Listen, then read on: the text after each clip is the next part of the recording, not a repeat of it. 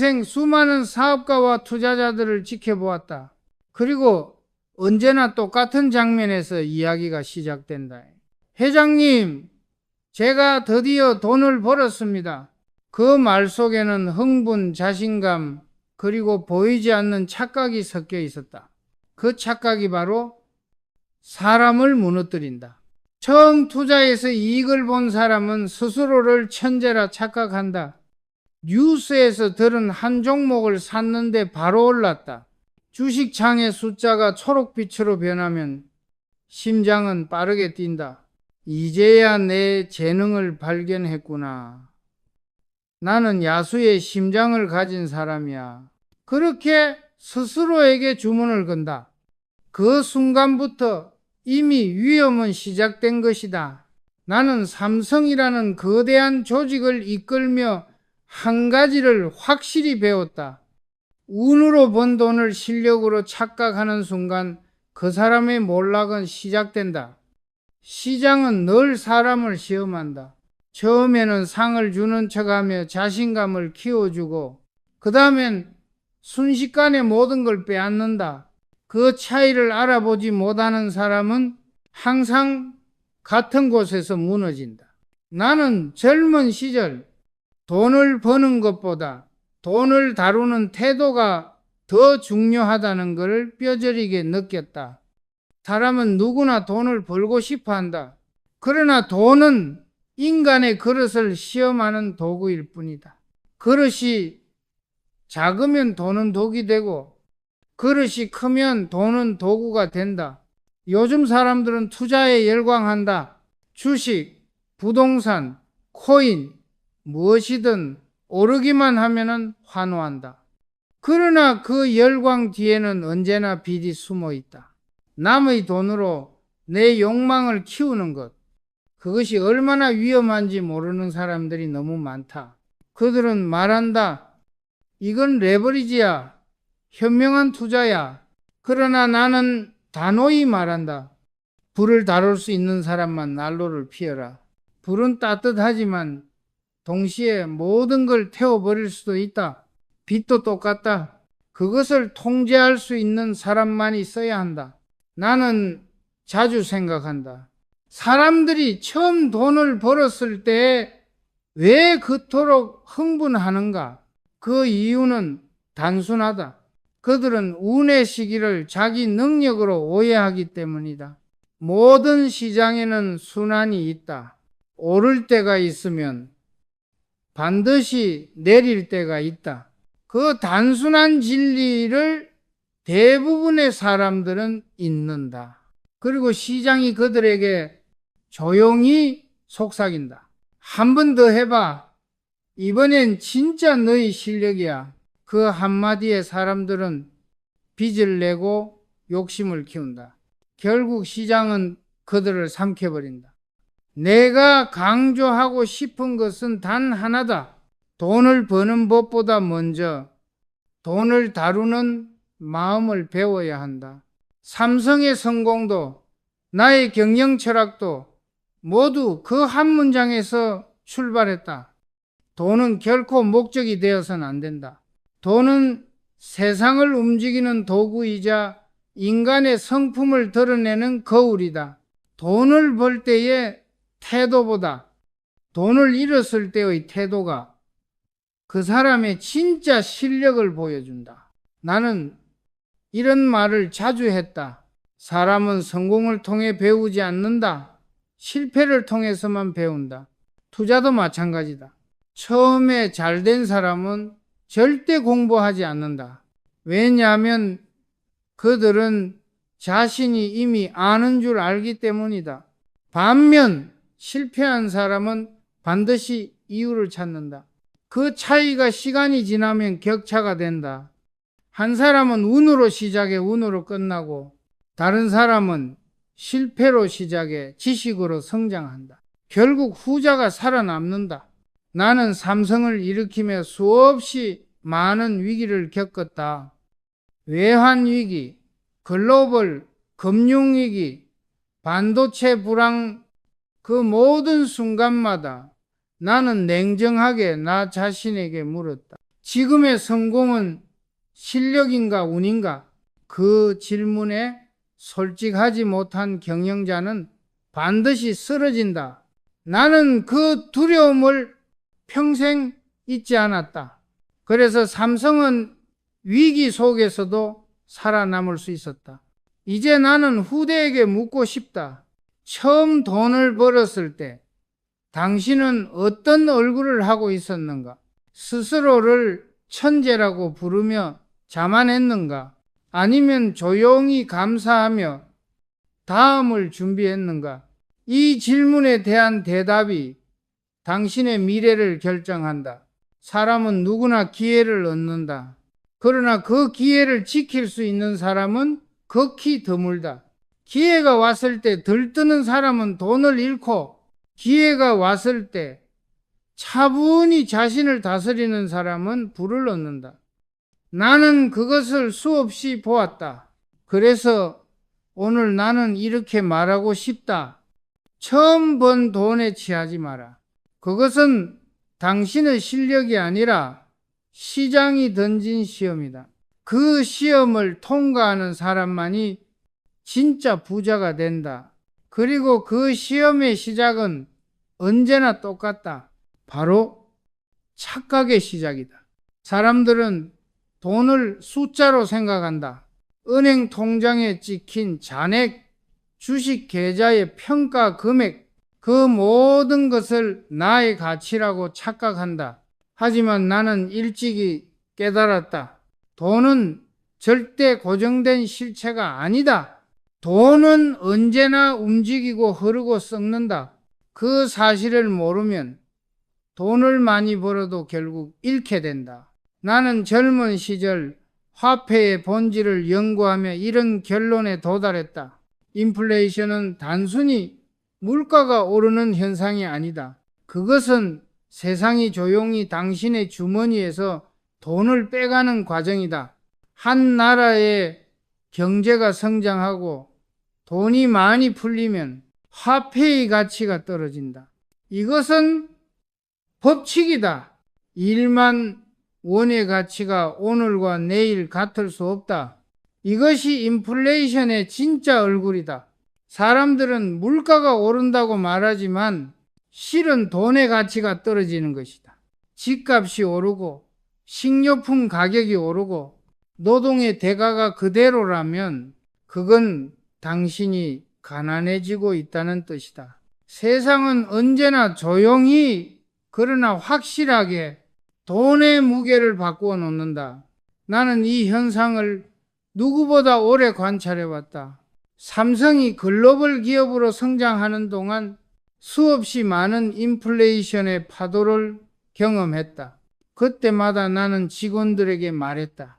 돈의 값이 떨어질수록 우리는 돈이 아닌 가치를 만들어야 한다. 화폐는 줄어들지만 기술과 신뢰는 결코 줄지 않는다. 그래서 나는 기술력과 브랜드를 돈보다 앞세웠다. 그것이 인플레이션 시대를 살아남는 유일한 방법이었다. 하지만 투자자의 세계는 다르다. 그들은 돈을 벌기 위해 돈을 움직인다. 그래서 인플레이션은 그들에게 양날의 검이다. 화폐 가치가 떨어지면 부채의 부담은 줄어든다. 예를 들어 1억 원의 빚을 졌다고 하자. 그 돈으로 3억 원짜리 집을 샀다. 시간이 지나 인플레이션이 오면 집값은 10억이 된다. 하지만 빚은 여전히 1억 원이다. 그때 사람들은 이렇게 말한다. 빚은 나쁜 게 아니야. 현명하게 쓰면 부자가 된다. 그 말이 절반은 맞고 절반은 틀리다. 왜냐하면 그 논리는 돈이 계속 약해질 것이라는 믿음 위에 서 있기 때문이다. 세상은 그렇게 단순하지 않다. 언젠가는 반드시 방향이 바뀐다. 자산이 떨어지고 돈의 가치가 오르는 시기, 즉 디플레이션의 순간이 찾아온다. 그때 빚은 돌연 괴물이 된다. 어제까지 당신을 부자로 보이게 하던 대출이 내일은 당신을 짓누르는 족쇄가 된다. 나는 그런 사람들을 수도 없이 봤다. 집을 사기 위해 무리하게 빚을 내고 주식이 오르니까 더 빚을 내서 투자한다. 그들은 인플레이션의 달콤함만 알고 디플레이션의 공포는 모른다. 그러나 세상은 늘 양면을 가진다. 돈은 한쪽에서 녹으면서 다른 한쪽에서 굳어간다. 그 굳어지는 순간 많은 이들이 무너진다. 그래서 나는 늘 강조했다. 빚은 불이다. 불은 필요하지만 다루지 못하면 집을 태운다. 그 불을 지피는 건 쉽다. 은행 창구에서 서류 한 장에 도장을 찍으면 된다. 하지만 그 불을 끄는 건 당신의 인생 전체를 태운 뒤일 수도 있다. 그걸 모르는 사람들은 불장난을 하듯 빚을 낸다. 그들은 이렇게 말한다. 이 정도는 감당할 수 있어요. 그러나 시장이 뒤집히면 그 말은 순식간에 사라진다. 나는 돈을 신뢰의 약속이라고 정의한다. 돈은 단순한 종이가 아니라 사람과 사람, 세상과 세상 사이의 약속이다. 그 약속이 깨지면 돈은 가치가 없다. 인플레이션은 그 약속이 흔들릴 때 찾아온다.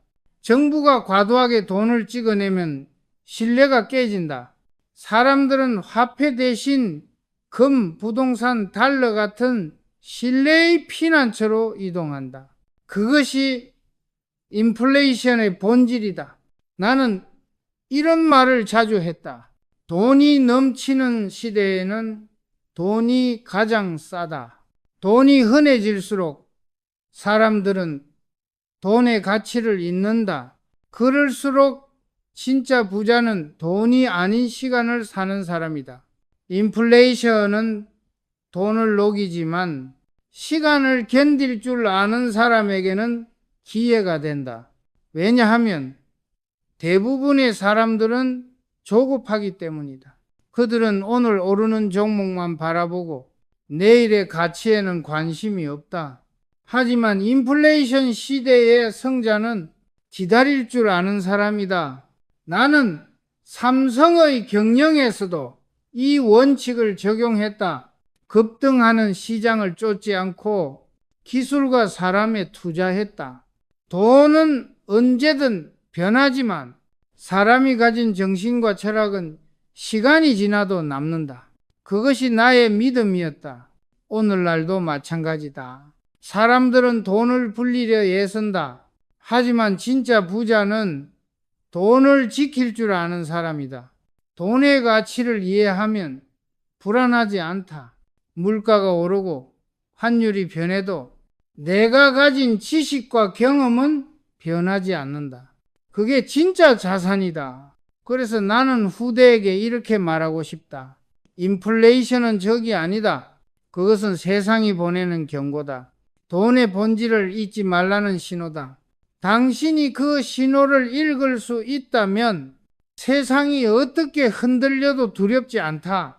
돈은 흘러가지만 그 흐름을 이해하는 사람만이 진짜 부를 다스린다. 나는 평생 동안 빚이라는 단어를 수없이 들었다. 그 단어에는 언제나 두 가지 얼굴이 있다. 하나는 기회이고 다른 하나는 재앙이다. 둘 중 어떤 얼굴로 나타날지는 그 빚을 쓰는 사람의 태도와 통제력에 달려있다. 사람들은 종종 이렇게 묻는다.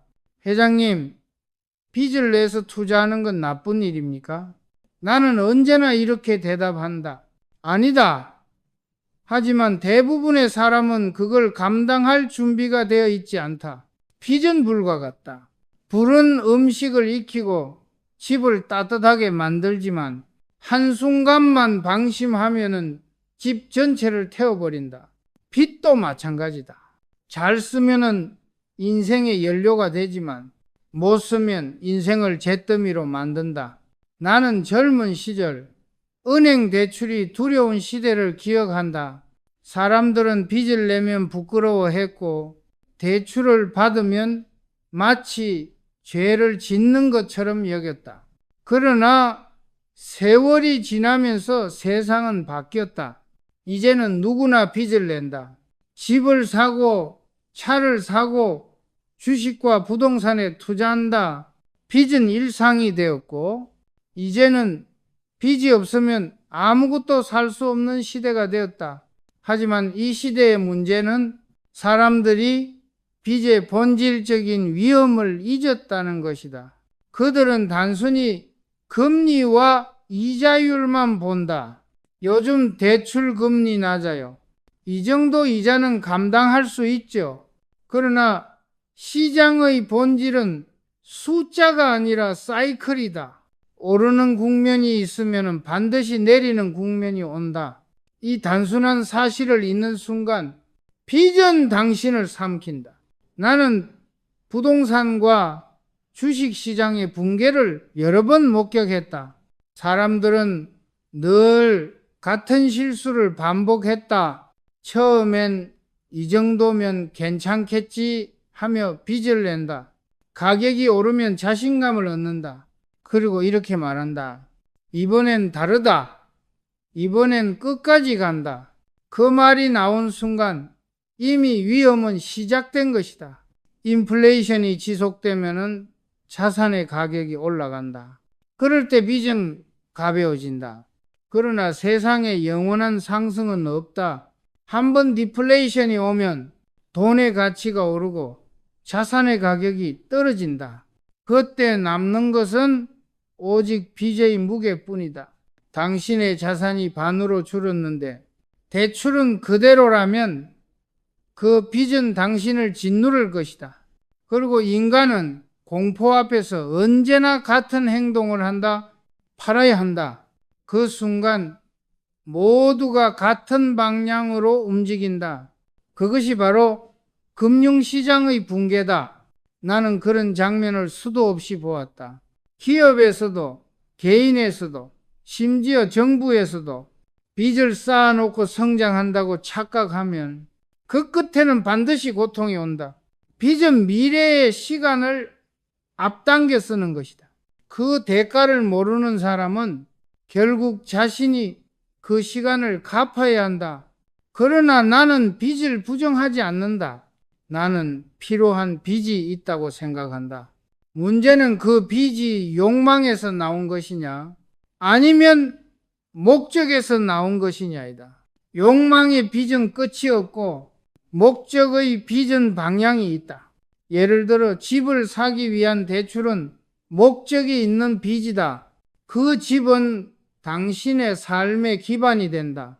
가족이 머무는 공간이고 당신이 쉬어야 할 뿐이다. 이런 빚은 전략이 된다. 하지만 주식, 코인, 단기 수익을 노린 투자는 다르다. 그건 불장난이다. 당신이 불의 온도를 모른 채 불 위에 손을 올리는 것과 같다. 내가 평생 배운 한 가지 진실은 이렇다. 빚은 감당할 수 있을 때만 유용하다. 감당할 수 없는 빚은 결코 자산이 아니라 부채다. 사람들은 종종 이렇게 말한다. 대출이 있어야 부자가 된다. 그러나 나는 그렇게 생각하지 않는다. 부자가 되는 것은 빚을 지는 것이 아니라 빚을 다룰 줄 아는 능력을 갖는 것이다. 나는 삼성의 초창기 시절 공장을 세우기 위해 대출을 받은 적이 있다. 그때 나는 직원들에게 이렇게 말했다. 우리는 은행에 돈을 빌린 게 아니라 미래의 신뢰를 빌린 것이다. 그 신뢰를 지키지 못하면 그 빚은 단순한 숫자가 아니라 부끄러움이 된다. 그래서 나는 단 한 번도 무리하게 빚을 지지 않았다. 빚은 신뢰의 시험이었고 나는 그 시험을 통과해야 했다. 요즘 세상은 너무 쉽게 돈을 빌려준다. 클릭 한 번이면 수백만 원이 통장으로 들어온다. 그 편리함이 사람을 망친다. 돈이 쉬워질수록 사람은 돈을 가볍게 본다. 그러나 돈의 무게는 언제나 같다. 단지 그것을 느끼는 감각이 무뎌졌을 뿐이다. 나는 후대에게 이렇게 경고하고 싶다. 돈을 벌기 전에 먼저 빚의 무게를 배워라. 당신이 빚을 다루는 방식을 보면 당신의 인생 전체가 보인다. 빚을 두려워만 해도 안 되고 무시해서도 안 된다. 그것은 통제해야 할 힘이다. 불처럼, 전기처럼, 물처럼 모두가 쓰지만 모두가 통제하지는 못한다. 결국 빚은 인간의 욕망을 비추는 거울이다. 그 거울 속에서 자신을 직시할 수 있는 사람, 그가 진짜 부자다. 나는 이렇게 말하고 싶다. 빚은 네가 가진 돈이 아니라 네가 감당해야 할 약속이다. 그 약속을 어기는 순간 돈은 너를 버리고 떠난다. 그러나 그 약속을 지킬 수 있다면 빚은 너의 성장의 연료가 될 것이다. 내가 인생에서 가장 자주 본 실패의 패턴은 이거였다. 사람들이 목적 없이 위험을 감수한다는 것이다. 그들은 이익만 보고 움직인다. 그러나 나는 평생을 경영하며 배웠다. 이익보다 더 중요한 것은 방향이다. 방향이 틀리면은 아무리 열심히 달려도 그 끝에는 절벽이 있다. 나는 위험을 두려워하지 않았다. 하지만 무의미한 위험은 절대 감수하지 않았다. 그게 바로 목적 있는 리스크다. 위험을 피하려 하지 말고 위험을 이해하고 설계하라는 뜻이다. 내가 회장으로서 모든 결정을 내릴 때 항상 스스로에게 묻는 질문이 있었다. 이 리스크는 나의 욕심에서 나왔는가? 아니면 나의 사명에서 나왔는가? 욕심에서 나온 리스크는 언제나 불안하다. 그것은 순간적인 유혹이고 자신을 과시하려는 마음이다. 반면 사명에서 나온 리스크는 두렵지만 견딜 수 있다. 그것은 확신에서 나오기 때문이다. 많은 사람들이 위험을 피하려 한다. 하지만 나는 이렇게 말했다. 위험을 피하면 기회도 피한다. 세상은 안전한 곳이 아니다. 모든 변화는 위험 속에서 태어난다. 삼성도 마찬가지였다. 처음 반도체에 도전할 때 사람들은 나를 미쳤다고 했다. 그건 일본의 전유물이야. 우리가 해도 안 돼. 그때 나는 말했다. 우리가 하지 않으면 영원히 남의 나라 이야기가 된다. 그 한마디가 오늘의 삼성전자를 만들었다. 그것이 바로 목적 있는 리스크다. 위험은 반드시 존재한다. 하지만 목적이 있는 위험은 두려움보다 명확하다. 그 목적이 내 삶의 이유와 연결되어 있으면 그 어떤 손실도 견딜 수 있다. 반대로 목적이 없는 위험은 돈을 잃기 전 스스로를 잃게 만든다. 그건 단순히 실패가 아니라 방향의 상실이다. 나는 종종 젊은 직원들에게 말했다. 모험을 두려워하지 마라. 그러나 도박은 하지 마라. 모험과 도박의 차이는 단 하나다. 모험에는 계산이 있고 도박에는 감정이 있다. 계산된 리스크는 전략이지만 감정적인 리스크는 파멸이다. 돈을 빌릴 때도 마찬가지다. 빚이 목적을 향한 수단이라면 그건 전략이다. 하지만 그 빚이 단순히 욕망을 충족하기 위한 것이라면 그건 함정이다. 당신이 진짜 원한 것이 성장인지 과시인지 그걸 구분하지 못하면 결국 빚이 당신을 삼킨다. 나는 빚을 무서워하지 않았다. 그러나 언제나 이유 있는 빚만 졌다. 공장을 세우고 기술을 도입하고 사람을 키우기 위한 빚, 그 빚은 내게 두려움이 아니라 책임이었다. 그 돈을 갚는 건 단순히 은행이 아니라 미래의 나 자신에게 갚는 약속이었다. 이건 단지 기업 이야기만이 아니다. 개인의 삶에서도 똑같다. 누군가는 학업을 위해, 누군가는 집을 마련하기 위해, 누군가는 작은 가게를 열기 위해 빚을 진다. 그 빚은 나쁘지 않다. 그건 목표를 향한 다리다. 그러나 방향이 없으면 다리는 낭떠러지로 이어진다. 그래서 나는 이렇게 말한다. 리스크를 지되 반드시 이유를 가져라. 위험을 감수하는 사람과 위험에 끌려다니는 사람의 차이는 준비와 통제다. 준비된 위험은 성장의 계단이 되고 준비 없는 위험은 파멸의 낭떠러지가 된다. 나는 경영자로서 수많은 투자를 결정하면서 늘 이 기준을 지켰다. 내가 이 선택으로 이룰 수 있는 것은 무엇인가? 그 손실을 감당할 수 있는가? 이 질문에 답할 수 없을 때는 아무리 유망해 보여도 나는 하지 않았다. 그게 바로 리스크를 통제하는 힘이다. 오늘날 젊은 세대는 기회를 두려워한다. 한 번의 실패가 인생을 망칠까 두려워한다.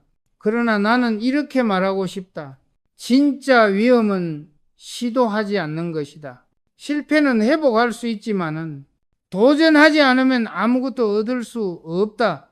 그렇다고 무작정 뛰어들어서는 안 된다. 공부하고 계산하고 준비하라. 그렇게 만들어진 리스크만이 의미 있는 도전이 된다. 나는 삼성을 키우면서도 수없이 실패했다. 그러나 그 실패는 모두 목적이 있었다.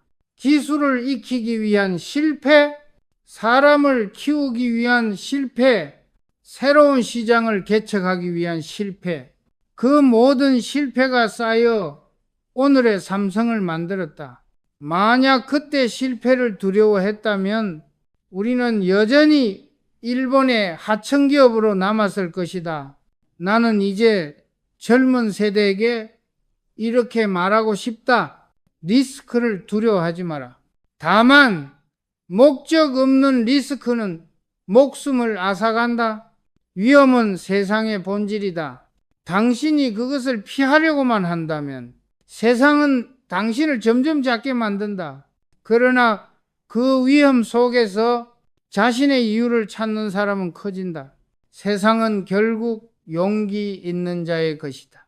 그러나 그 용기에는 반드시 방향과 철학이 있어야 한다. 그게 바로 내가 말하는 목적 있는 리스크의 진짜 의미다. 세상은 언제나 돈의 가치를 시험한다. 돈이 많을수록 그 무게는 가벼워지고 돈이 귀할수록 그 의미는 깊어진다. 나는 평생을 살면서 한 가지 사실을 확신하게 되었다. 인플레이션은 시대의 거울이다. 그 시대의 사람들은 무엇을 믿고 무엇을 두려워하며 어디에 가치를 두고 살아가는가? 그 모든 것이 인플레이션 속에 드러난다. 1970년대 미국을 기억한다. 그때 세계는 격변의 한가운데 있었다. 오일 쇼크가 터졌고 달러의 신뢰는 흔들렸으며 물가는 폭등했다. 사람들은 돈을 버는데 집중했지만 그 돈이 점점 가치 없는 종이가 되어가고 있었다. 은행에 돈을 맡기면 오히려 손해였다. 이자가 5%라도 물가는 15%씩 오르고 있었기 때문이다. 그 시기 진짜 부자들은 돈을 예금하지 않았다. 그들은 눈을 들어 세상을 보았다. 사람들이 무엇을 계속해서 필요로 할까? 그 답은 명확했다. 에너지와 실물이었다. 사람은 먹어야 했고 공장은 돌아가야 했고 도시는 불을 밝혀야 했다. 그래서 원유, 밀, 구리, 철, 금 이런 실물 자산이 폭등했다. 기름값은 3달러에서 40달러로, 금값은 온스당 50달러에서 700달러로 뛰었다. 인류는 그때 깨달았다. 화폐는 약속일 뿐이지만 실물은 현실이다. 나는 이 역사를 단순히 과거의 교훈으로만 보지 않았다. 삼성을 키우며 나는 언제나 인플레이션의 본질을 기업의 전략에 반영했다. 돈이 흔들릴수록 기술은 더 강해져야 한다. 화폐는 녹아내리지만 기술력은 녹지 않는다. 브랜드의 신뢰, 품질의 일관성, 이 두 가지는 어떤 시대의 인플레이션에도 무너지지 않는다. 그래서 나는 늘 말했다. 우리는 돈을 벌기 위해 제품을 만드는 것이 아니다. 돈보다 오래가는 신뢰를 만들기 위해 제품을 만든다. 투자자에게 이 원칙은 똑같이 적용된다. 인플레이션이 오는 시기, 주식시장과 채권시장은 흔들린다. 기업의 마진은 줄어들고 금리는 올라가며 돈의 값은 오히려 떨어진다. 그럴 때 사람들은 불안해진다. 그래서 눈앞의 변동성만 본다. 내 계좌가 어제보다 줄었어. 그러나 진짜 투자자는 그렇게 보지 않는다. 그는 묻는다. 이 혼란 속에서 무엇이 본질적인가? 나는 답을 알고 있었다. 본질은 실물이고 실물은 인간의 생존과 직결된 것이다. 그래서 인플레이션의 시대에는 실물 자산이 강해진다. 그것이 금이든 원유든 혹은 땅이든 사람이 반드시 필요로 하는 자산은 돈이 흔들릴수록 빛난다. 하지만 나는 또 하나의 경고를 남기고 싶다. 실물 자산은 부자만의 특권이 아니다. 많은 사람들이 금을 샀거나 부동산을 사면서 이렇게 말한다. 이건 안전한 자산이야. 그러나 안전함이란 존재하지 않는다. 안전한 것은 이해한 것뿐이다. 당신이 그 자산의 구조를 모른다면 금이든 집이든 결국 그것도 위험이다. 그래서 나는 이렇게 말했다. 공부하지 않은 자산은 모두 투기다. 인플레이션은 지식을 가진 자와 그렇지 않은 자를 구분한다. 지식이 없는 사람은 불안에 반응하고 지식이 있는 사람은 원리를 이해한다. 불안은 사라지지 않는다. 그러나 이해는 불안을 이긴다. 삼성의 성장 과정에서 나는 원자재 가격, 환율, 금리, 글로벌 인플레이션의 흐름을 매일같이 분석했다. 그건 단순히 경제를 공부한 것이 아니라 세상을 이해하려는 시도였다. 인플레이션은 단지 돈의 문제가 아니라 사람의 문제이기 때문이다. 사람이 무엇을 두려워하고 무엇을 믿는지에 따라 자산의 가치가 변한다. 오늘날의 세계도 크게 다르지 않다. AI와 기술혁명, 지정학적 갈등, 에너지 전환과 공급망 전쟁, 이 모든 것의 근본은 신뢰의 이동이다. 화폐가 흔들릴수록 사람들은 다시 실물로, 다시 금으로, 다시 안정적인 가치로 돌아간다. 나는 이것을 수십 년 전부터 보았다. 그리고 지금도 여전히 유효한 원칙이다. 그러나 나는 단호히 말한다. 금은 메인이 아니라 보조다. 금은 불안한 시대의 피난처일 뿐 성장의 엔진은 아니다.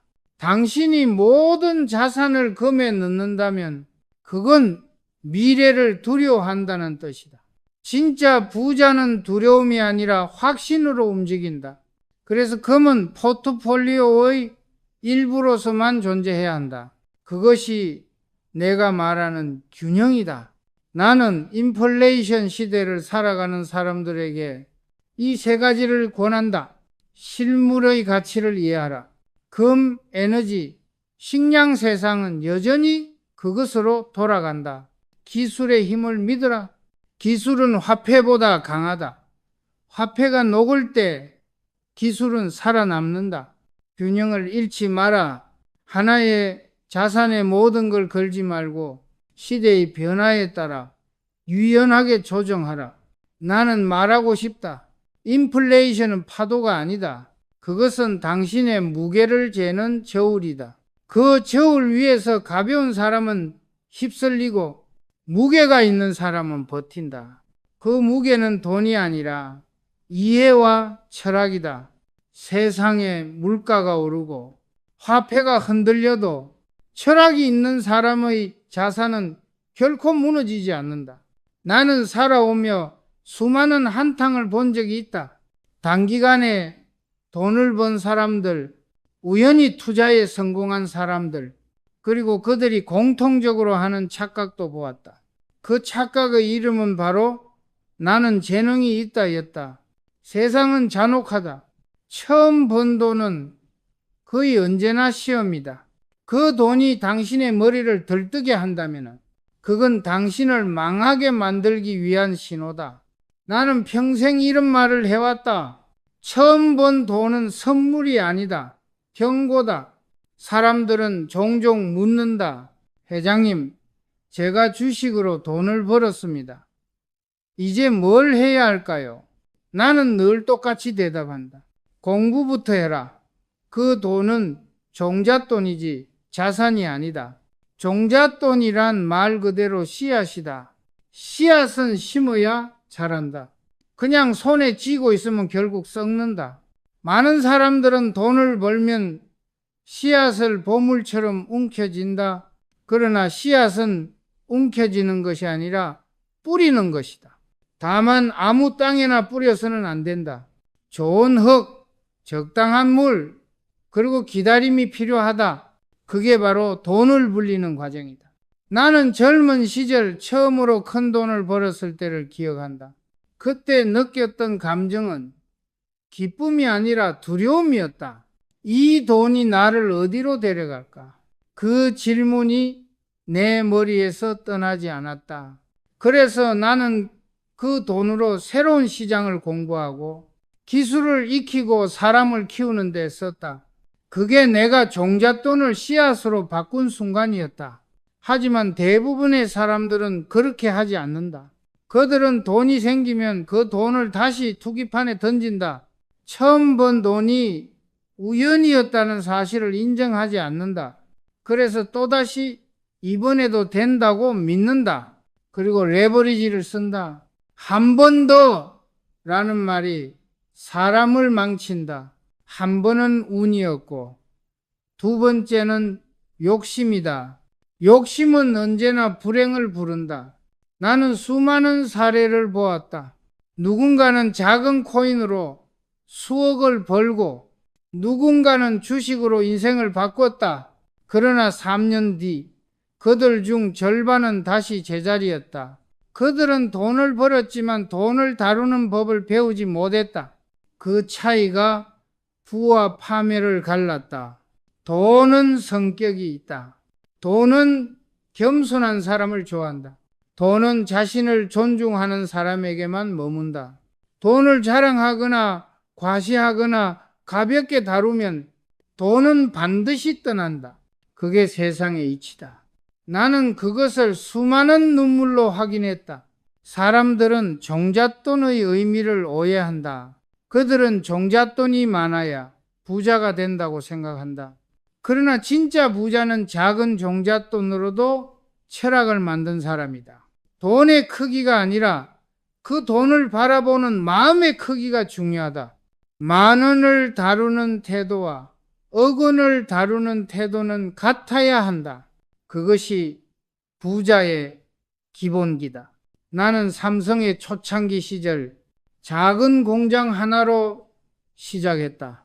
그때의 자본은 지금 기준으로 보면 너무 작았다. 하지만 그 작은 종잣돈을 미래의 가능성으로 봤다.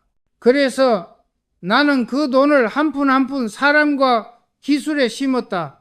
그 결과 씨앗은 나무가 되었고 그 나무는 오늘날의 삼성이 되었다. 만약 그때 단기 이익만 좇았다면 삼성은 존재하지 않았을 것이다. 나는 이렇게 말하고 싶다. 종잣돈은 돈이 아니라 철학이다. 그 철학은 세 가지 질문으로부터 시작된다. 이 돈은 어떻게 벌었는가? 운으로 벌었다면 겸손해야 한다. 노력으로 벌었다면 책임져야 한다. 이 돈은 어디로 갈 것인가? 소비로 흩어질 것인가? 투자로 성장할 것인가? 이 돈은 나를 어떻게 만들 것인가? 교만하게 할 것인가? 성숙하게 할 것인가?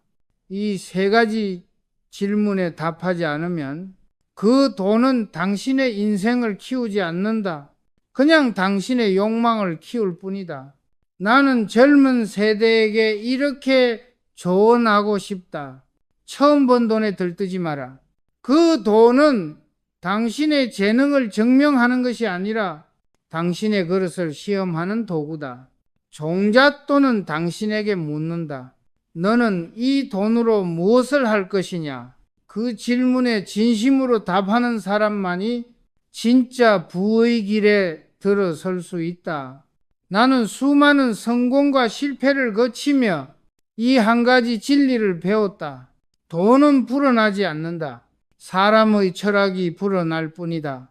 돈을 불리려는 사람은 언젠가 잃지만 철학을 키운 사람은 시간이 지날수록 강해진다.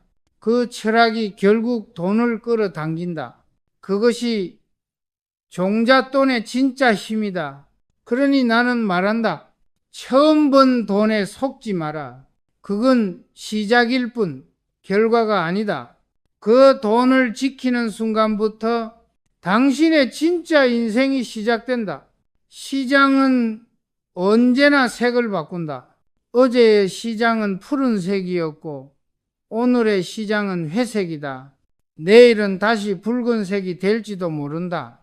나는 평생을 기업의 수장으로 살며 그 색의 변화를 수도 없이 보았다. 그리고 단 하나의 진실을 배웠다. 시장의 색은 변하지만 인간의 욕심은 변하지 않는다.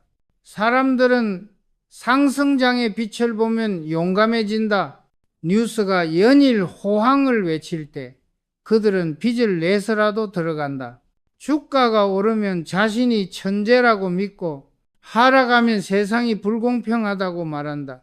그러나 시장은 그 어느 쪽에도 감정이 없다. 그저 순환할 뿐이다. 그 순환을 이해하지 못하면 결국 시장은 당신의 교만을 이용해 당신을 시험한다. 나는 삼성의 역사를 돌이켜볼 때마다 느낀다. 성공한 시기보다 위기의 시기에 더 많이 배웠다. 호황은 사람을 들뜨게 만들지만 불황은 사람을 단련시킨다. 시장이 무너질 때 진짜 경영자와 가짜 경영자가 구분된다. 투자자도 마찬가지다. 시장의 색이 어두워질 때 그 어둠을 두려워하지 않는 자만이 다음 빛을 준비할 수 있다. 나는 시장의 변화를 계절로 본다. 봄에는 모두가 씨를 뿌리고 여름에는 열매를 기대한다. 가을에는 수확의 기쁨을 누리지만 겨울에는 얼어붙은 땅 위에서 지난 선택을 돌아본다. 그러나 대부분의 사람들은 봄과 여름만 원하고 겨울을 견디지 못한다. 그래서 나는 이렇게 말한다. 겨울을 두려워하지 말라. 겨울은 다음 봄의 조건이다. 분산 투자는 바로 그 겨울을 준비하는 기술이다. 사람들은 흔히 분산을 겁이 많아서 하는 거이라 생각한다. 그러나 나는 다르게 본다. 분산은 겁이 아니라 지혜다. 당신의 삶이 하나의 길만으로 이루어지지 않듯 투자도 한 방향만으로 갈 수 없다. 나는 늘 이렇게 말했다. 한 곳에만 물고기를 두지 마라. 강의 흐름은 언제나 바뀐다. 시장의 물고기는 늘 이동한다. 어제는 반도체, 오늘은 AI, 내일은 에너지다. 그러나 대부분의 사람들은 어제의 성공을 내일로 가져간다. 그건 가장 위험한 착각이다. 시장이 새로운 색으로 바뀌었는데 사람의 생각은 여전히 어제의 색깔에 머물러 있다. 그때 손실이 찾아온다. 나는 삼성을 키우며 포트폴리오의 중요성을 배웠다. 한 사업이 어려울 때 다른 사업이 회사를 지탱했다. 전자, 금융, 건설, 바이오 그 다양한 분야가 함께 움직였기에 삼성은 한 번의 위기로 쓰러지지 않았다. 그것이 바로 조직의 분산 투자였다. 개인 투자자에게도 이 원칙은 똑같이 적용된다. 하나의 종목, 하나의 산업, 하나의 나라에 모든 것을 거는 것은 도박과 다르지 않다. 진짜 부자는 언제나 여러 방향을 본다. 그는 단기적인 수익보다 장기적인 안정과 생존을 우선한다. 그것이 내가 말하는 살아남는 투자다. 시장의 색은 언제든 바뀐다. 오늘은 AI와 기술의 시대지만 내일은 에너지, 인구, 식량, 그리고 신뢰의 시대가 올 것이다. 그러니 시장의 색을 고정하지 마라. 그 색을 읽는 눈을 길러라. 그 눈이 바로 당신의 자산을 지켜준다. 나는 젊은 투자자들에게 이렇게 조언한다. 시장을 예측하려 하지 말라.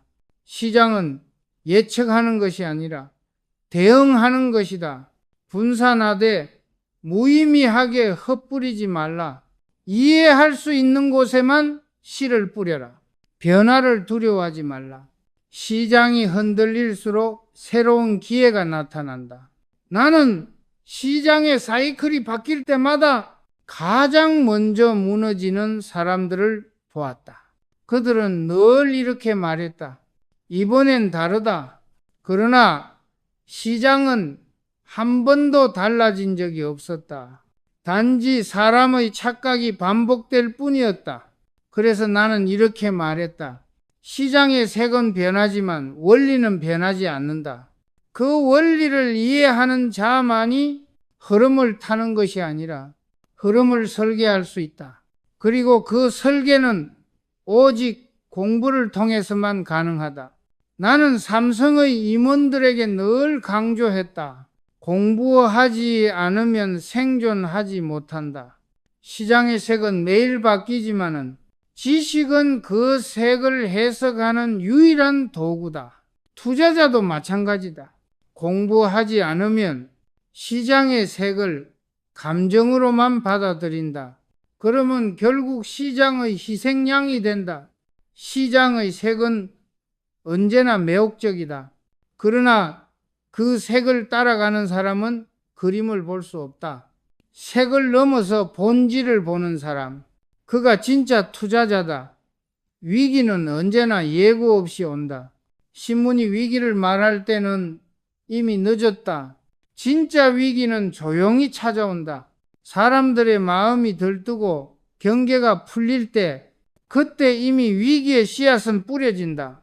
나는 그 위기를 수없이 겪었다.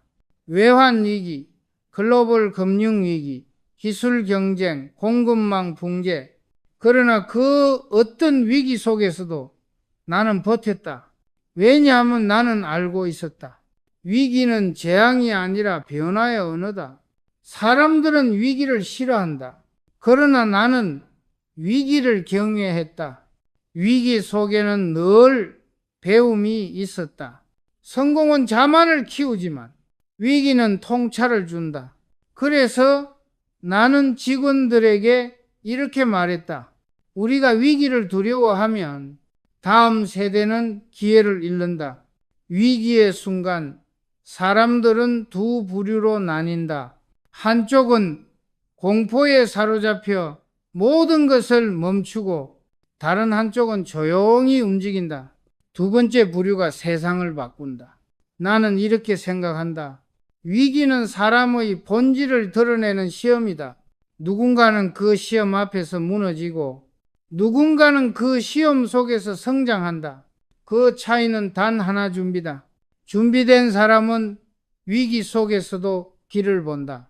불안한 사람은 위기 속에서 불평만 한다. 준비란 거창한 것이 아니다. 그건 공부이고 관찰이고 그리고 냉정하게 자신을 바라보는 힘이다. 그 힘이 있는 사람은 시장이 폭락해도 흔들리지 않는다. 그는 알고 있다. 이 또한 지나간다. 삼성의 역사는 위기의 연속이었다. 그러나 그 모든 위기가 우리를 성장시켰다. 위기가 없었다면 우리는 절대 혁신하지 않았을 것이다. 나는 위기 때마다 회의실에 이렇게 썼다. 위기에는 반드시 기회가 숨어 있다. 그 말은 단순한 구호가 아니었다. 그건 신념이었다. 사람이 공포 속에서도 한 걸음 내디딜 때 세상은 그 한 걸음만큼 변한다. 나는 후대에게 이렇게 전하고 싶다. 위기를 피해 다니지 마라. 위기는 네 인생의 거울이다. 그 거울 속에서 너의 한계와 두려움을 마주해라. 그걸 피하면 평생 같은 자리에서 맴돌 뿐이다. 위기를 견딘 사람만이 세상의 본질을 이해한다. 그리고 마지막으로 나는 이렇게 말하고 싶다. 돈은 잃어도 다시 벌 수 있다. 그러나 철학을 잃으면 다시는 돌아오지 않는다. 그 철학이란 공포 속에서도 흔들리지 않는 중심이다. 그 중심을 가진 사람은 어떤 위기 속에서도 방향을 잃지 않는다. 나는 평생을 살아오며 세상에서 가장 강한 것은 돈도 권력도 아니라고 확신했다. 가장 강한 것은 통찰과 신뢰다. 그 두 가지는 모든 위기를 견디게 한다. 그러니 세상이 흔들릴수록 당신의 중심을 단단히 하라. 그 중심이 바로 당신의 생존 철학이다. 그리고 그 철학이 당신의 당신의 운명, 그리고 당신의 시대를